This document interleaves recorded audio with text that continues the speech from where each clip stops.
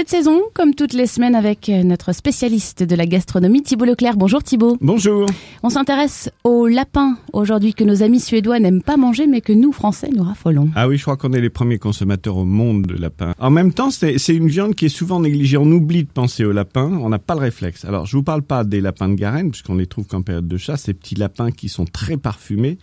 Moi, je vous parle du lapin fermier, le lapin label rouge, ou bien le Rex du Poitou, le bleu de Vienne, le lapin du Gâtinais. Quitte à acheter du lapin, c'est pas une viande qui est très chère. Donc, achetez un lapin labellisé. Faites en sorte qu'il ait l'œil encore bien brillant, qu'il ait le foie un peu pâle, qu'il ait les rognons qui soient encore enduits de graisse. Le lapro, c'est très très tendre.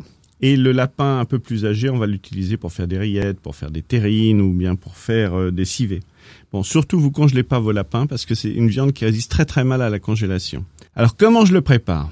D'abord, soit vous le coupez, soit vous le faites couper. Je vous dis, vous pouvez le faire couper pour un raison simple, c'est que si vous le coupez mal, ça va donner des tas de petits os et c'est très désagréable. Alors, donc, soit vous savez le couper, soit vous dites au boucher, coupez-le moi. Ensuite, je prends une grande cocotte, je fais revenir mes morceaux dans la cocotte d'abord.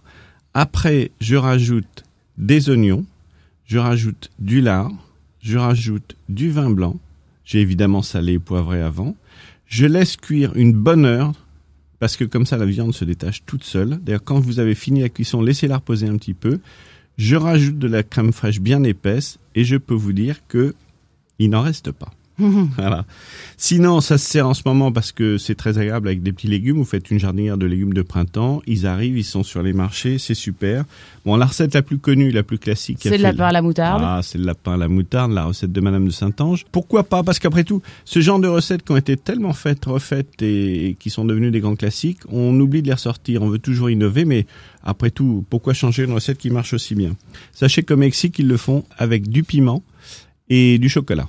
Donc, si ça vous amuse de voyager, c'est exotique, c'est facile, c'est pas cher. Et puis, sachez aussi que le lapin, c'est une chair qui est maigre, c'est particulièrement digeste, c'est riche en protéines, en fer, en potassium et en vitamine B12. Donc, vous allez là encore joindre l'utile et l'agréable. Toutes ces informations, vous les retrouvez sur le site www.terroirdechef.com. Quant à vous, Thibault, on vous retrouve bien sûr la semaine prochaine. À la semaine prochaine.